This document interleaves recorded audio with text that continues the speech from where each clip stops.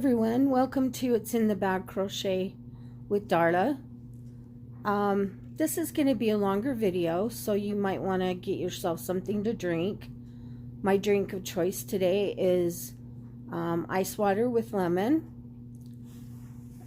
So I've decided to, since October is Breast Cancer Awareness Month, to share my breast cancer journey with you thus far.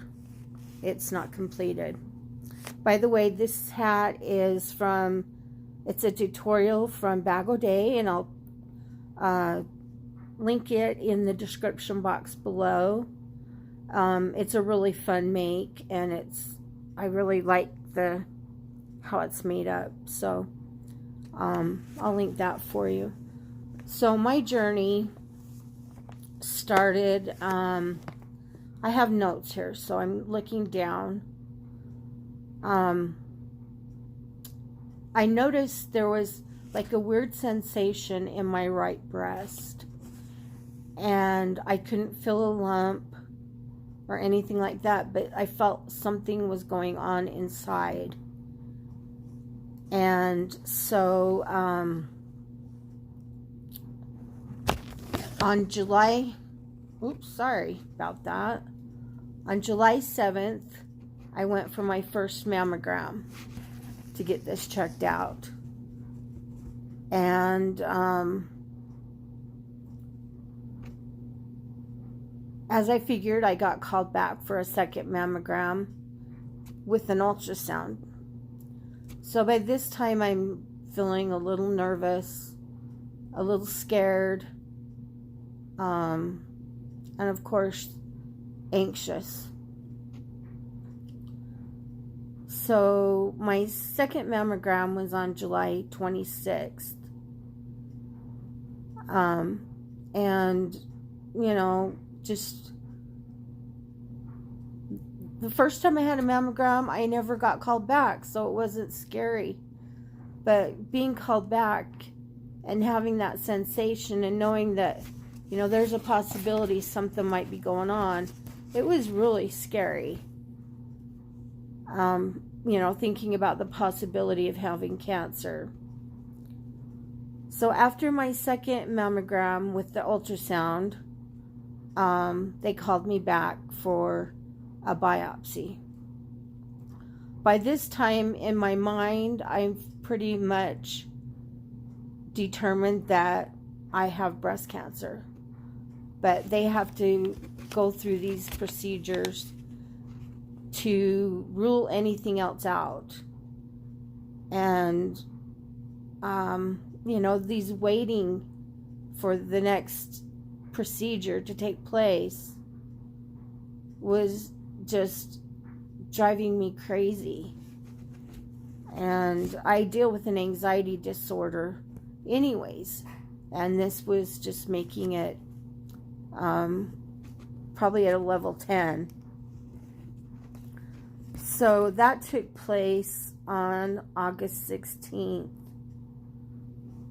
On August 23rd, I got the call that I had breast cancer.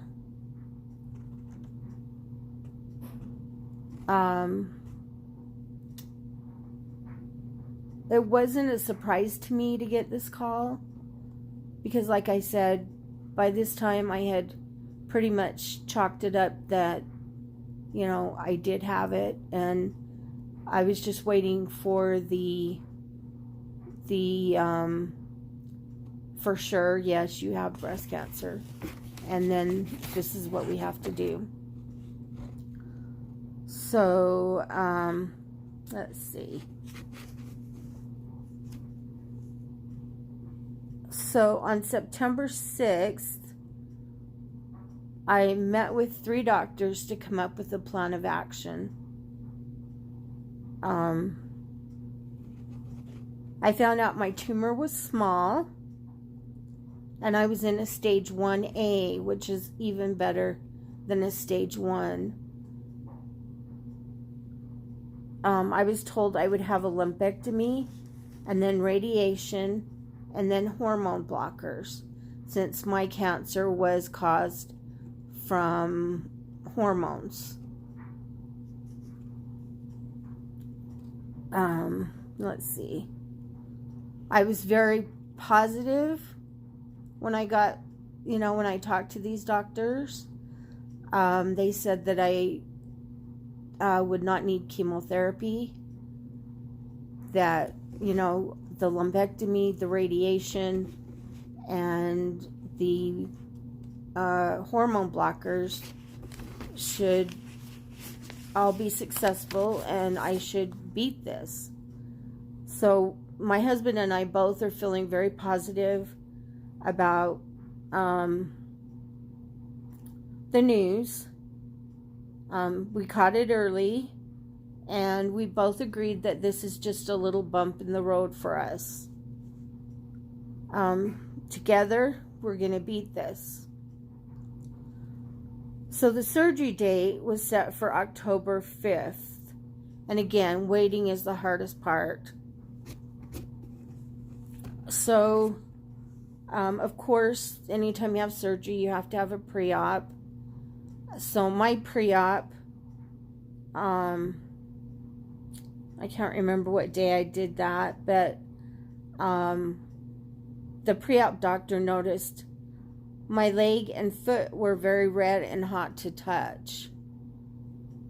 And I do have lymphedema in my legs, and so I do deal with cellulitis, which is a really bad infection. And so that's what she was thinking that I had. So we talked to her, we did everything we needed to do. Come home, I get a call that I need to go to my primary care doctor and get my leg checked out where it was red and hot. I didn't go to my primary care doctor because it takes a while to get into him. So I went to the emergency room, and they confirmed that it was cellulitis, gave me some antibiotic shots, and put me on antibiotics for 10 days. So this was a pothole in my bump in the road.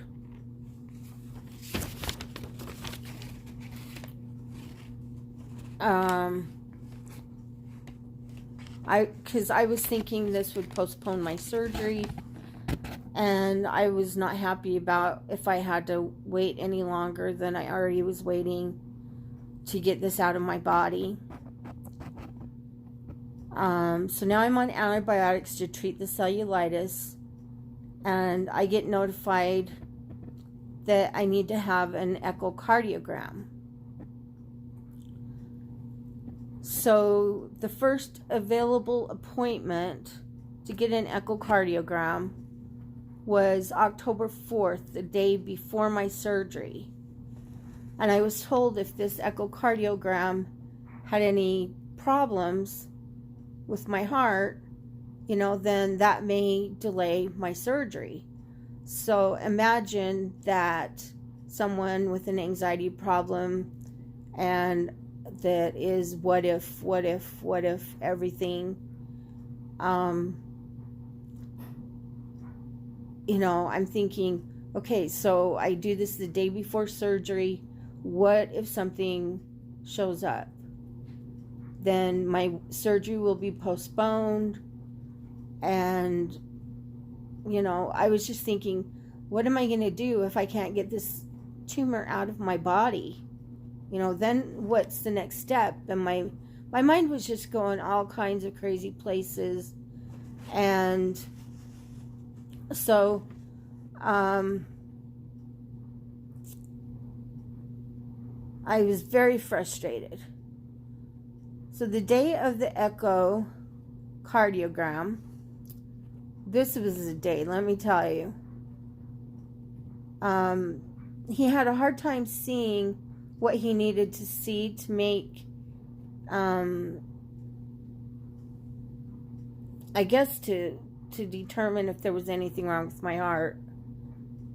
And the tech was very frustrated I was frustrated because I was told this is going to take 20 minutes, and we're way beyond that because he can't see my heart well enough.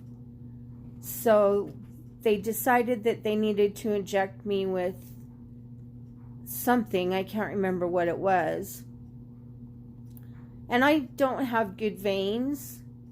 So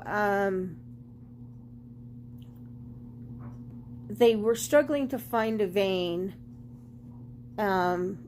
This echocardiogram technician was struggling to find a vein.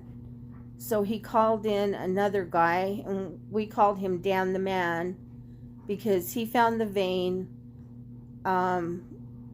pretty much right away, which made me happy.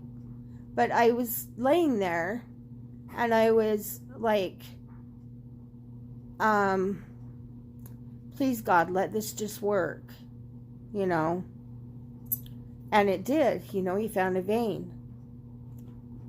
And so they injected me with that, and he finished up the echocardiogram, and, you know, we had, like I said, we'd spent over an hour there. When we leave there, my nerves are shot. I'm shaky. I'm like a nervous wreck. So I'm in an electric wheelchair, and I pull up to the side of the car to get in, and I still had my wheelchair on a higher speed than what I should have had it on, and I ran my foot into I ran my wheelchair into the car, which my feet are on a board on my wheelchair, excuse me, because the foot plate isn't wide enough for me.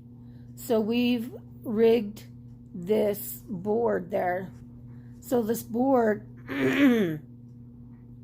sorry guys, I'm losing my voice. So this board that I keep my feet on, it hit the car, and it bounced up, and we didn't know exactly what happened, but my husband saw blood.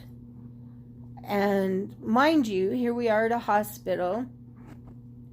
There's an ER just right there, but we're about 30 miles away from home, and the frustration we were both feeling by this time, my husband wasn't happy with me that this happened. You know, he was frustrated to his limit too. And so we just loaded up in the car and we came home. And when we didn't really know what was going on. So we come home, we unload out of the car, and my husband notices that 2 of my toes have been broke open, sliced open, whatever you want to call it, but they were bleeding. So we load back up in the car, and we go to our local ER, our local hospital, and they clean it up really good. And I'm thinking, how are they going to put stitches in a toe? How does that work? And so, you know, we're both spent, and we're waiting for the doctor, and he comes in and he looks at it and decides that he's going to use medical glue to glue it. And I thought, I never thought of that, you know. So that took place. So this was another pothole in our bump in the road. Like I said, we were just so frustrated. And let's see. So we got the toes done, and as we're leaving the ER, I get notified of that I would be having surgery the next day. And then, well, they told me to come in, and the doctor would look at my leg and make the determination whether it was a go or not. So, because he would evaluate the cellulitis in my leg and see how well the antibiotics had been working. I wasn't finished with my antibiotics yet. I still had like 3 or 4 days left by the time it was time for surgery. So I didn't have my full course of antibiotics yet, but to us it looked really good. I didn't have a temperature anymore, and the redness had gone down. So, we felt positive that he would okay it, but you never know. Doctors know more than we do. So, let's see. So we get to the hospital that day, and we have to be there at 6 a.m. And there's a lot of things that they have to do when or at least they did for me. I don't, every case is different, I guess. Every doctor's different. I am in no means a doctor, but I can just share my experience with you. So we get to the hospital for surgery, and they start, doing all the prep to have surgery. And they're still I don't have good veins. They're looking for a place to put an IV, and they're struggling. And they're looking in my hand, they're looking in my arm, they're looking in my shoulder. He doesn't want to go to my neck. Then they decide that they're going to put like a PICC line in. And so then I have to wait for another person. But they did call in the anesthesiologist to see if he could find a vein. And he did find one, but it wasn't in an ideal place.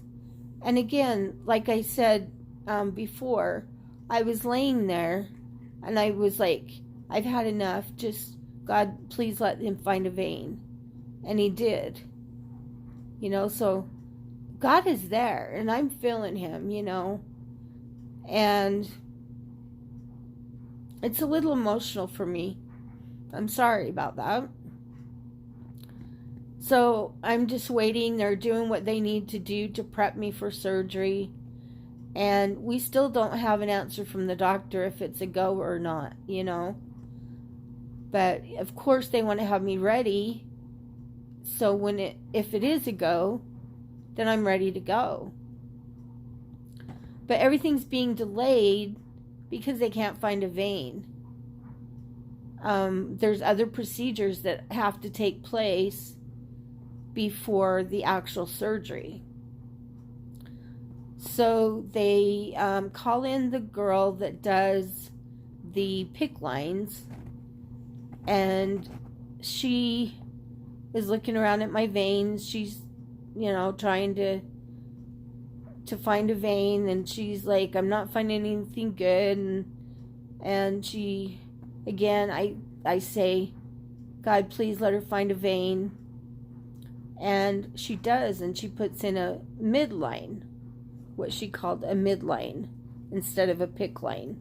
And that was okayed with my doctor. So then I needed to go and have, and I can't remember what they call it, but they do a little ultrasound on the area that's going to be surgically removed, and they put like a wire in there, a guided wire in there, so the doctor knows exactly where to go to get that tumor. And I don't know how all this works, but this is another procedure I had to have done before I could go in for surgery.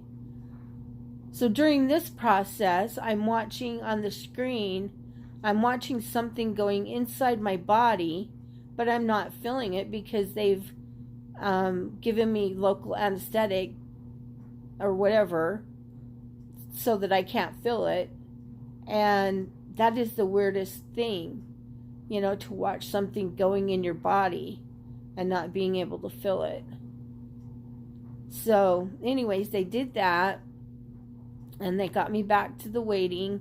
By this time, other patients have gone in for surgery that were supposed to go after me, but because I was delayed so long, they weren't going to just let everybody sit and wait, while they're trying to get me ready, so they,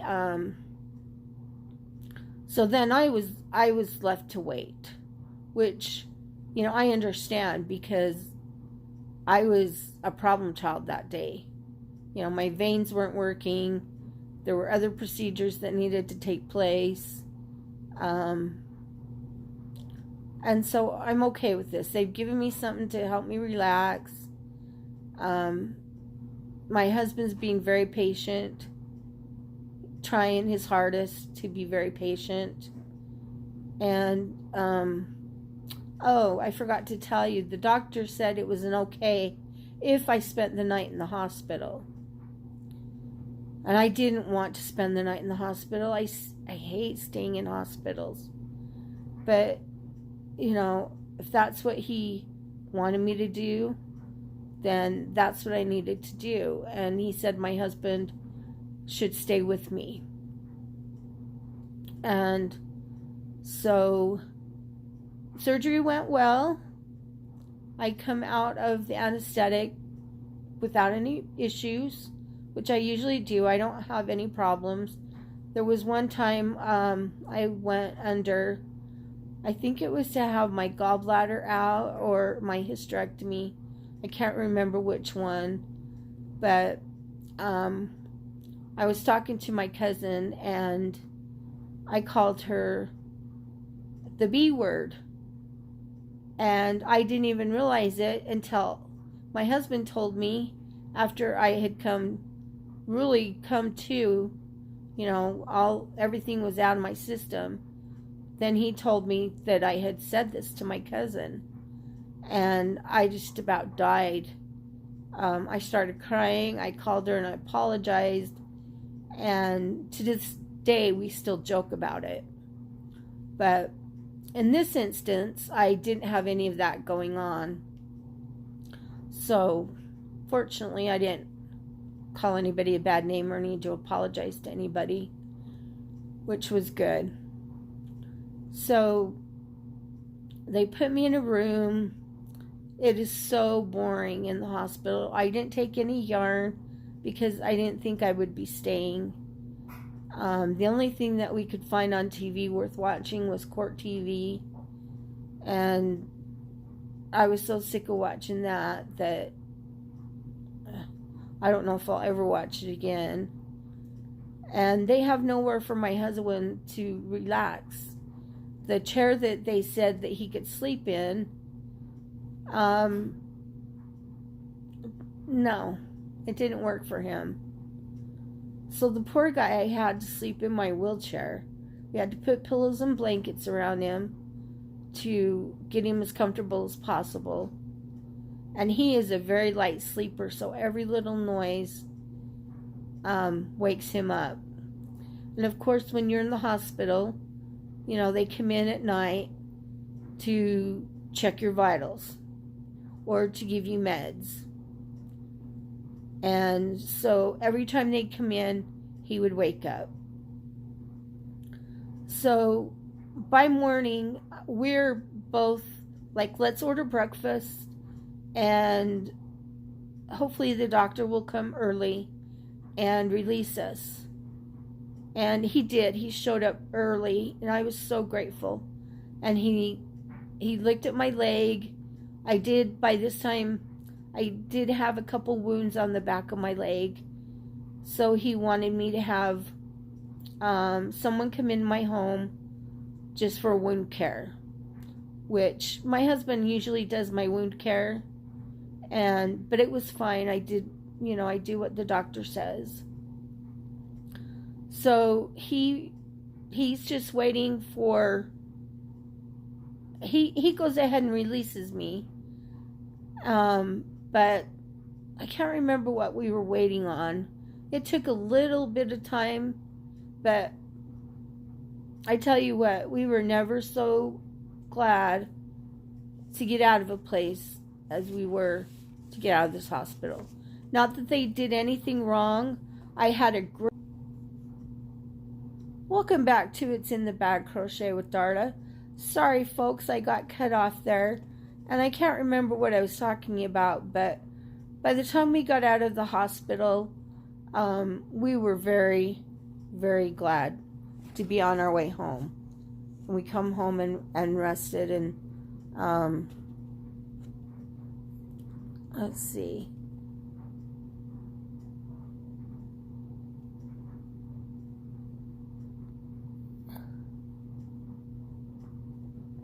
So, so far, I've been back to my doctor for my post-op, and he did take some lymph nodes to see if any lymph nodes had cancer. And that was, what I was waiting to find out. He's talking about everything else, and I'm like, okay, doc, get on with it, And I says, so were there any lymph nodes involved? And he says, oh, I guess I should have told you that to begin with. He says, no. And I said, thank God, right out loud. I said, thank God, right in the room. And afterwards, I just started crying because I was so grateful that no lymph nodes were involved. This meant that, as far as I know, I still haven't heard from the radiation team yet, but what I was told when I first met the radiation doctor was that I would have 5 days of radiation 2 times a day. So since we're going, about 30 miles away from home, that meant that we have like a 5-hour break in between where we have to find something to do. And we'll worry about that when we get there. But we were grateful that we only have to do the 5 days, because it's not going to hit us as bad financially, because my husband will only have to miss a few days off work instead of what it was going to be, which was 28 days. So things are starting to look up. Our potholes in the road, we've made it through those. And the doctor is fully confident that I will, after I have my treatments and my hormone blockers, that I will beat this. So I'm just very grateful that I listened to my body and I got in for my mammogram. So I'm going to stand on my soapbox for just a moment, and I'm going to ask you all to please go get your mammograms. I have friends and family that haven't had a mammogram for a long time, and I'm reaching out to you to please go get your mammogram. It's so important. That's something that I have to do now. There's no way around it. My doctor said I would probably have mammograms every 6 months for a while. I don't know how long that's going to happen, but that I have to stay on top of my breast health. And I believe that for every woman out there, and men too. Men, you need to feel for lumps. And if you feel something, you get into your doctor, because men do get breast cancer too. So now I'm off my soapbox, and I just want to thank you all for listening to me. Somehow this ended up going into 2 videos. I guess I talked too long. And I appreciate all of you for being here for me, for listening to me, for giving me your comments. Feel free to comment anytime. Feel free to email me anytime. I do appreciate all my subscribers, and I just wish you all a happy day. Take care.